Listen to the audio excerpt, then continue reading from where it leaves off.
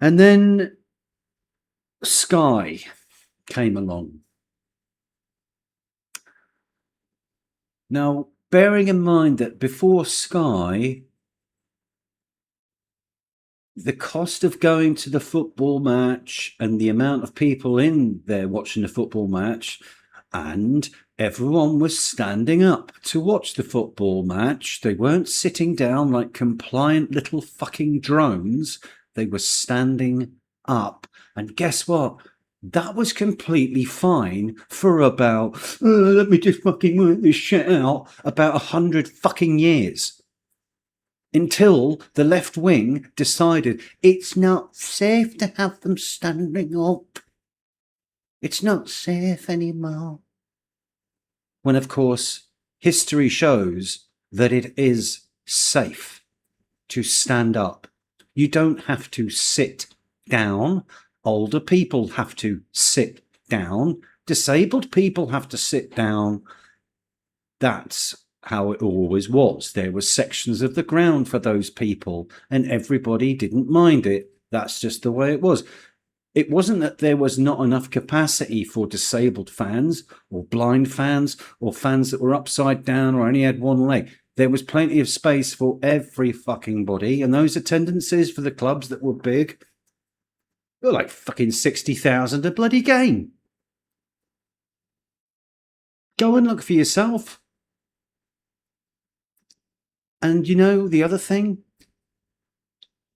everybody could attend those football matches. The ticket prices, that might be the cost of that football ticket or for the season card.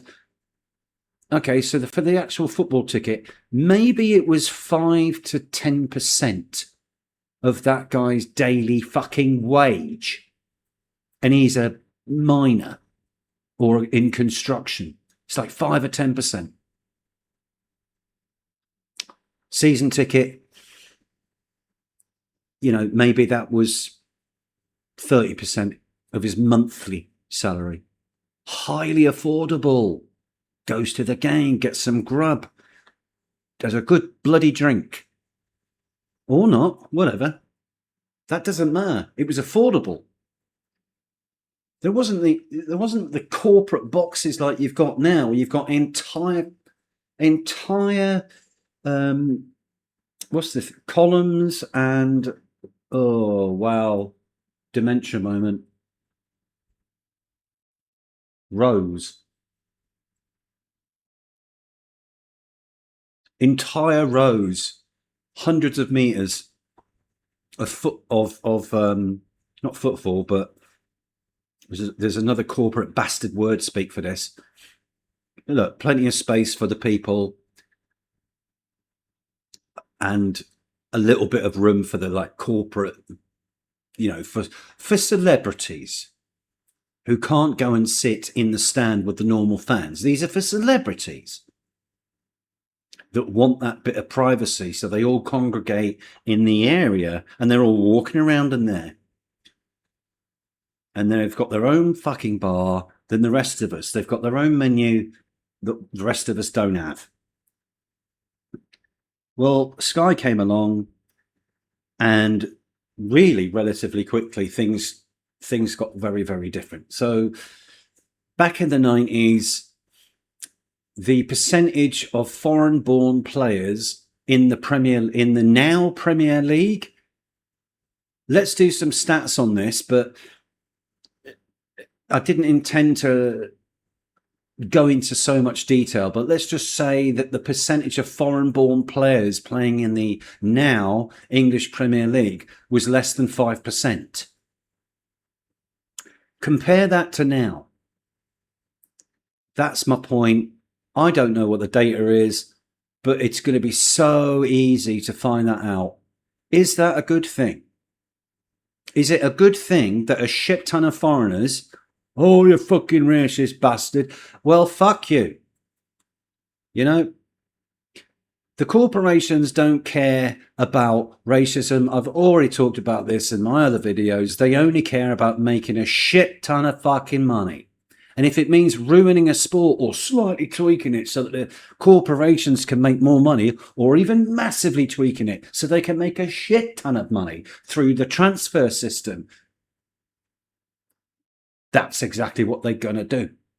And people could afford to watch the football match. They could afford to travel to the away days. Now, I don't know who these people are that are attending these football matches. I mean, they must be spending half their monthly salary following their clubs all around. Well, my dad didn't have to do that, and neither did his granddad. And neither did the people in between. It was, do you want to go to see?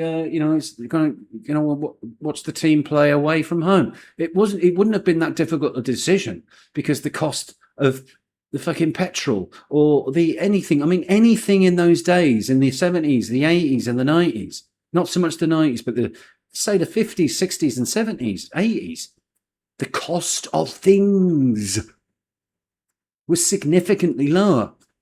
But your banks and corporations fucking weren't happy with that. We need to make more money for the shareholders, or they're going to complain. Fucking weasels. All of these people are weasels. They produce fuck all. They don't make anything. They just ride on the back of an existing entity, whether it's a football club or some other business. See, I don't want to call football a business. When did it become a business? And, it's not about the sport. It's a sport. It's played by semi-professionals who can be professionals if you're a professional footballer. Let's think about George Best or someone like that, who all of these players all over Europe and the rest of the world, your Socrates, you're from Brazil, none of these guys are corporate slags. They did it for the dream. And it didn't probably, it involved Socrates and Maradona when they were young men, that maybe they were poor, living in South America, and football, they were just good at it. It was an ability they had, a God-given talent to manipulate a football. They generally aren't going to have the smarts to really appreciate anything other than they want to get out of poverty, and they can get, I'm fit and I could earn a living playing this sport that I love, rather than doing what these are probably all working class men. I don't want to talk about women's football. I don't give a fucking shit about that or any women's sport because I'm a man. I'm only interested in men's sport in this way because it's football. And I've got nothing against women's football because I have no bloody feelings about it. I don't watch it. I've really tempted to make fun of the people that do watch it. And fair, there you go, whatever. Women's rugby. I mean, you're just taking the piss. You left-wing, ideological, women's cricket, women's rugby, women's football, got to be everything with women. Well, let's just make sure that they're not raising families, living, well, some women do play sports and raise families. It's literally 50 fucking years of left-wing wank thinking that's brought me to the point of I fucking can't tolerate it anymore. I'm going fascist, full-on racist, fascist fucking mode.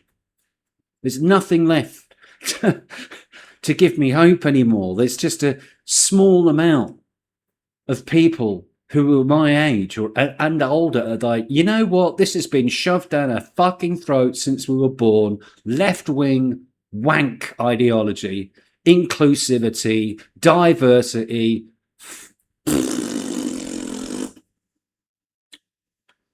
weakens, dilutes your society. That's my mathematical equation.